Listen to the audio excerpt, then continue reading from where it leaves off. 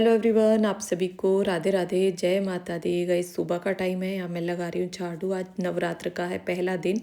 सबसे पहले तो आप सभी को नवरात्रों की ढेर सारी शुभकामनाएं। माता रानी सभी के जीवन में सुख शांति मंगल में बनाए रखे।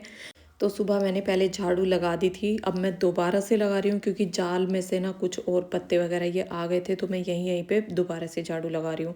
और पहले घर को मतलब सारा झाड़ पोंछ करके जो कि डस्टिंग होती है वो सारा काम मैंने कर लिया था।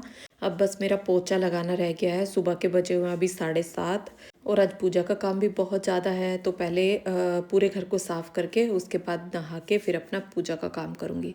आज के दिन तो टाइम लगता ही है क्योंकि सारी पूजा का जो भी सारा सिस्टम है वो आज ही जमाना होता है।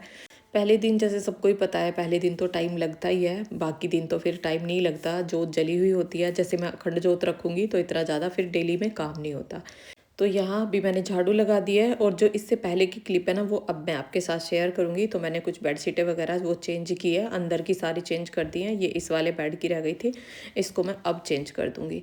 और यहाँ पे मैं येलो कलर की बेडशीट बिछाती हूँ, येलो या ऑरेंज, क्योंकि दोनों कलर यही हैं इस रूम में। तो यहाँ पे ये दूसरी बेडशीट भी मैंने येलो ही ले ली है, येलो ही इस पे से उतारी है। और अगर मैचिंग कलर बिछा हुआ होता है ना तो उससे एक अलग ही लुक आ जाता है रूम में। जबकि ये बेड मेरी शादी का है, बहुत पुराना बेड है, यानी कि 21 साल पुराना है। लेकिन जब बेड पे ना अच्छे से बेडशीट लग जाए तो उस बेड की ना एक रौनक सी बन जाती है। और यहाँ पे साइड में कुछ कपड़े रखे हुए हैं जो कि मैंने प्रेस के लिए बांधे हैं। कुछ कपड़े प्रेस के लिए जाएंगे तो वो मैंने बांध के रख दिए हैं। और रात में भी मैंने कुछ काम निपटा दिया था, जैसे मंदिर का थोड़ा काम मैंने रात में निपटा दिया था, साफ़ सफाई का। और बेडशीटें वगैरह मैंने सोचा सुबह चेंज करूँगी, अब नहीं करती हूँ। और कपड़े भी मैंने कल ही धुलने के लिए डाल दिए थे क्योंकि आज बृहस्पति का दिन था, बृहस्पति को फिर कपड़े नहीं धुलेंगे।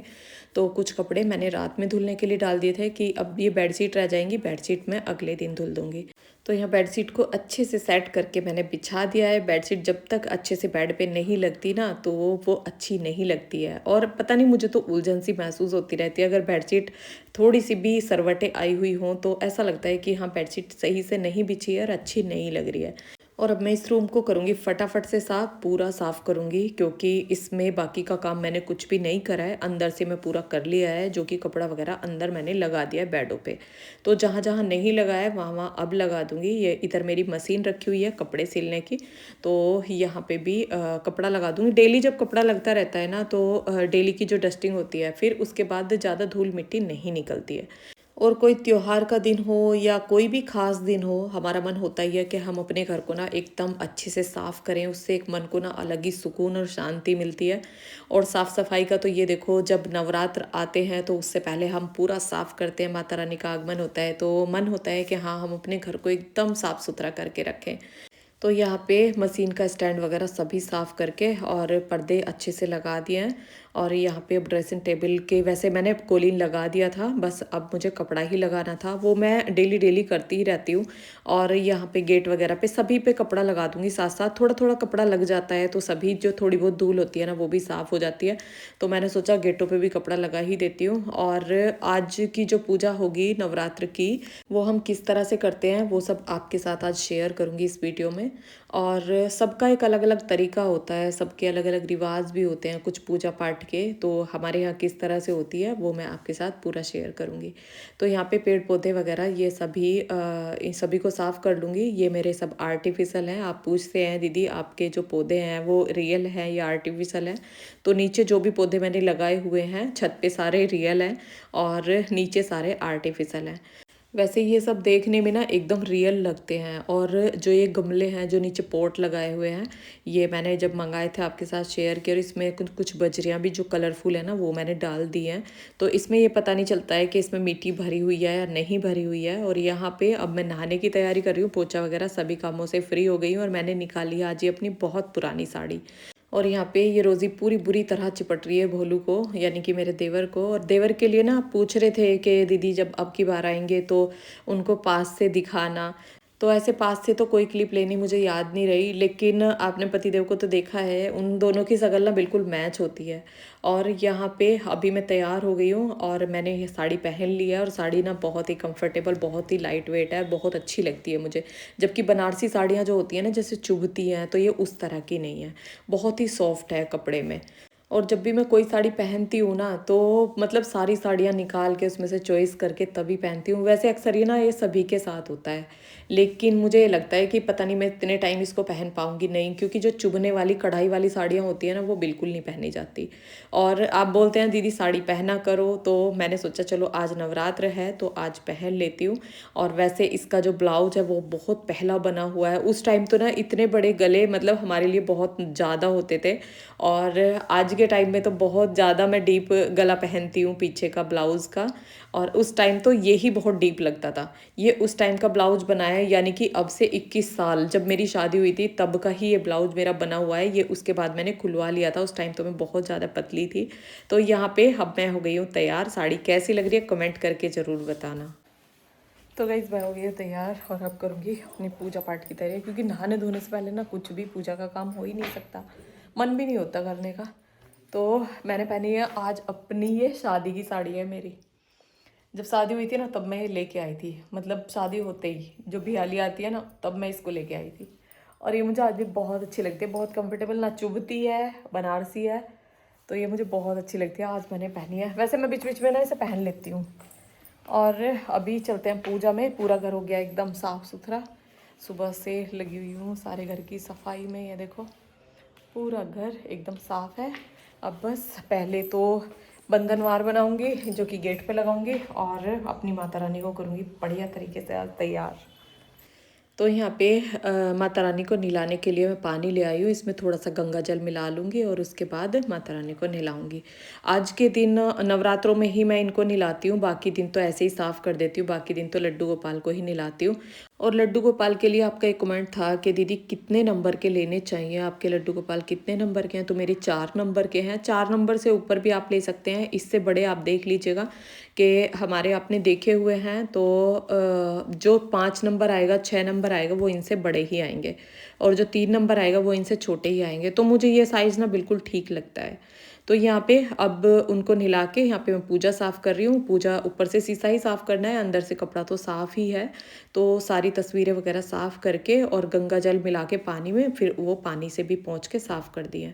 और ये लटकन मैंने रात में मतलब धुल दिया था ये झालर, और अब इसको यहाँ पे लगा दूँगी। ये मैं मंदिर के सामने लगाती हूँ। तो यहाँ पे लगने के बाद ना बड़ा ही सुंदर लगता है। और साइड में ये कान्हा जी का बेड रखा हुआ है, तो ये कपड़ा जो नीचे बिछा हुआ है ना रेड कलर का, वो मैंने रात में धुल दिया था। वो बिछा के और उसके ऊपर कान्हा जी का बेड रख दिया है। बेड भी मैंने रात में ही साफ़ कर दिया था। तो यहाँ पे अब बिठाऊंगी माता रानी को, जहाँ पे माता रानी की जगह है वहाँ पे उनको बिठाऊंगी। बीच में गणेश जी की बड़ी मूर्ति आई हुई है, तो इसलिए माता रानी को साइड में बिठाती हूँ। और यहाँ पे बिठा दिए मैंने अपने लड्डू गोपाल, ये तो यहीं पे ही बैठते हैं। ऊपर मैंने मोर पंख भी लगा रखे हैं, जैसे कि ये एक थम टाइप है ना जिस पे मैंने फूल लपेट रखे हैं, तो वहाँ पे भी मैंने मोर पंख लगा रखे हैं। और यहाँ पे अब एक सिक्का डाल के और 7 पत्ते आम के रखे और रख दिया है नारियल। और यहाँ पे अब बना लूँगी मैं बंधनवार। बंधनवार मैं हर शुभ मौके पे बनाती हूँ। जैसे हमारे घर में कोई भी प्रोग्राम होता है या कोई भी त्योहार होता है तो मैं बंधनवार ज़रूर बनाती हूँ 11 पत्तों का। तो यहाँ पे ये 11 पत्ते मैंने आम के ले लिए हैं। बंधनवार बनाना बहुत आसान है, ये मैं हर बार वीडियो में आपको बताती हूँ। जब भी मैं ये बंधनवार बनाती हूँ तो ये मैं फटाफट से बना लेती हूँ, और ये पत्ते ना आराम से सेट भी हो जाते हैं। अगर हम इनको बांध बांध के बंधनवार बनाते हैं ना तो वो हमें उसकी दूरी देखनी होती है कि हाँ सारे इक्वल दूरी पे आने चाहिए। लेकिन इनको हम ऐसे ही बना के और अपने तरीके से जितनी जितनी दूरी पे रखने हो उतनी दूरी पे हम इनको रख सकते हैं। तो यहाँ पे अब मैं इनको सेट कर दूँगी, और ये ऐसे ही खिसक जाते हैं क्योंकि ये इसमें बंधे हुए नहीं हैं। तो यहाँ पे बंधनवार बन गया है। देखो कितना अच्छा लग रहा है, एक अलग ही मतलब घर का माहौल हो जाता है और अपने मन को बड़ी शांति, बड़ा सुकून मिलता है। तो यहाँ पे अब मैंने ले लिए हैं एक थाली फूल। अब की बार मैंने माला नहीं मंगाई है, फूल ही मंगाए हैं, और फूल ही मैं सब पे लगाऊंगी।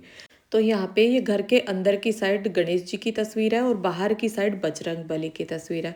तो उन दोनों पे ये फूल चढ़ा दिया। अब जितने भी यहाँ पे लगेंगे यानी कि अच्छे से मैं सजा दूंगी।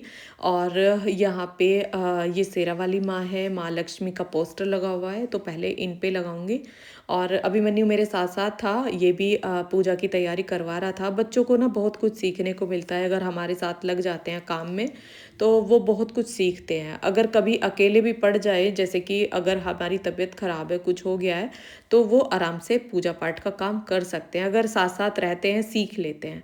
तो यहाँ पे अभी सारे फूलों से, और जितने भी लगेंगे उतने फूलों से सारे मंदिर को सजा दूंगी। तो यहाँ पे इतने सारे फूल मैंने लगा दिए हैं। जो पूजा की जोत रखी हुई है, जो खंड जोत जलेगी, उसके भी चारों तरफ मैंने तोड़ के फूल की पत्तियाँ लगा दी हैं। तो ये देखो मंदिर कितना सुंदर लग रहा है, एकदम अलग ही आनंद आ जाता है, क्योंकि ये हमारे घर की एक पवित्र जगह होती है जहाँ पे कि हम नहा धो के और तभी प्रवेश करते हैं मंदिर में। इसीलिए मंदिर में एक सकारात्मकता होती है, एक पॉजिटिविटी होती है। इसमें नेगेटिविटी बिल्कुल भी देखने को नहीं मिलती। अगर हम बैठ जाते हैं तो कितना शांति, कितना सुकून मिलता है मंदिर में। अगर हमें कहीं भी सुकून नहीं मिल रहा है और हम मंदिर में बैठ जाते हैं ना, तो एक अलग ही शांति मिलती है। तो यहाँ पे जोत मैंने जला दी है, और एक दिए में रखा हुआ है मैंने धूप बत्ती नीचे, और उसके ऊपर रख ली है मैंने कपूर। तो अब हम आरती करेंगे। आरती के लिए मैं ये जलाती हूँ, और धूप बत्ती मैंने यहाँ पे लगा दी है। तो आरती करने के बाद माता शेरावाली की आरती की है, और उसके बाद की है विष्णु जी की आरती, और उसके बाद भगवान को धूप दीप दिखा के और सबने आरती ले लिया है। पतिदेव के हाथों में देके मैंने भी आरती ले ली है।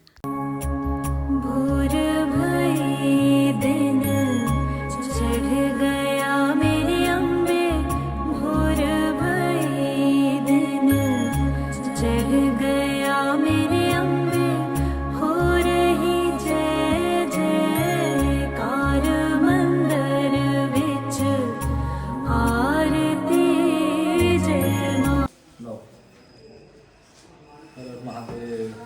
इस अभी मैंने पिया है नारियल पानी, व्रत खोल के पूजा पाठ का काम निपट गया। आज के दिन तो ज़्यादा सा टाइम लगता ही है। अब तो रोज़ बस पूजा हो जाए करेगी। अब कलश की स्थापना और जोत की स्थापना वो सब आज ही होती है, तो इस वजह से वही टाइम लगता ही है।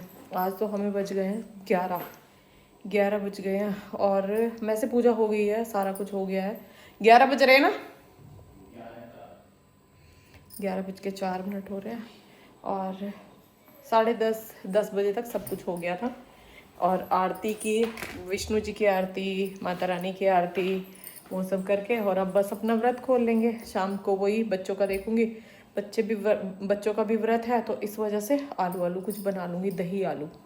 और अब तो फल वगैरह यही सब कुछ ले लेंगे। आज का वीडियो अब रोकते हैं यहीं पे, और कैसा लगा कमेंट करके बताना। पसंद आया हो तो लाइक करना, चैनल पर नए हैं तो सब्सक्राइब करना। मिलते हैं फिर एक नए व्लॉग के साथ। ये मुझे भी बुलवा देता है। मिलते हैं फिर एक नए व्लॉग के साथ। तब तक के लिए आप सभी को राधे राधे, जय माता दी।